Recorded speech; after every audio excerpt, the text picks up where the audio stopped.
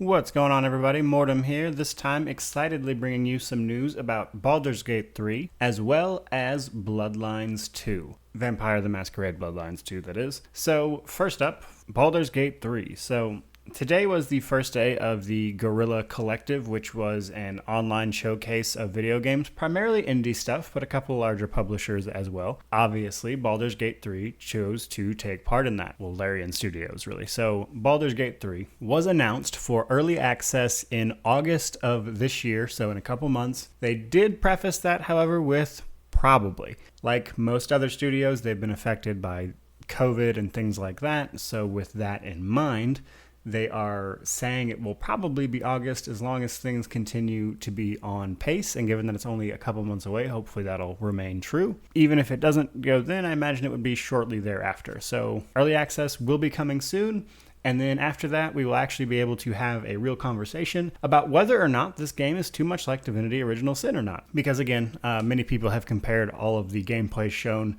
off of Baldur's Gate 3 to how Divinity Original Sin plays, which, fair enough. I mean, if you feel that way, you feel that way. However, when early access launches and people are actually able to get into it, I think at that point we'll be able to make some genuinely objective comparisons and not just be going off the little bit we've seen. So there's that news, and then lastly that brings us to Bloodlines 2.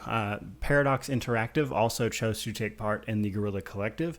They actually showed off a whole host of games, but they left Bloodlines 2 for the end of the show. The big thing that they revealed was honestly the contents of their collector's edition for that game. However, they did also make one reveal that was, if you're following the game, not actually a big reveal, but that is that Damsel, which you should see in the background, is a returning character for this game. There have been several stories and things like that have kind of filled in the gaps between Bloodlines and Bloodlines 2, and mostly what happens to a lot of the characters. And one of those things was Vain Pursuit. Vain Pursuit was a tabletop session led by the publisher and Hardsuit Labs, which is the actual developer.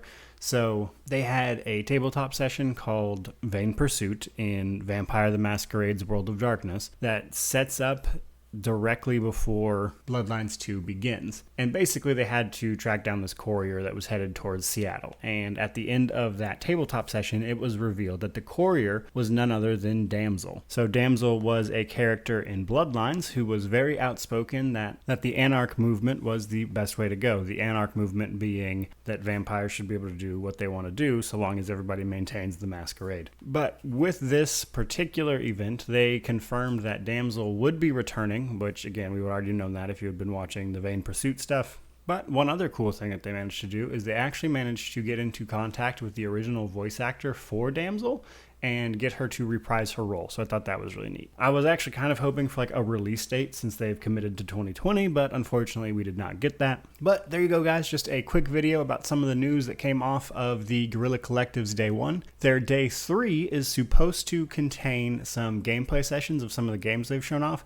I don't know whether or not Baldur's Gate 3 or Bloodlines 2 will be taking part in that, but if they do, I'll be sure to watch and kind of share that information with you guys as well. In the meantime, they released trailers for some of the stuff that I mentioned on their respective YouTube channels as well as Twitter platforms. So if you search Baldur's Gate 3 or if you follow Larian Studios' YouTube channel, you can actually go and watch a little bit of new gameplay that they released alongside of the community update. Not a ton, just kind of showing off some of the verticality.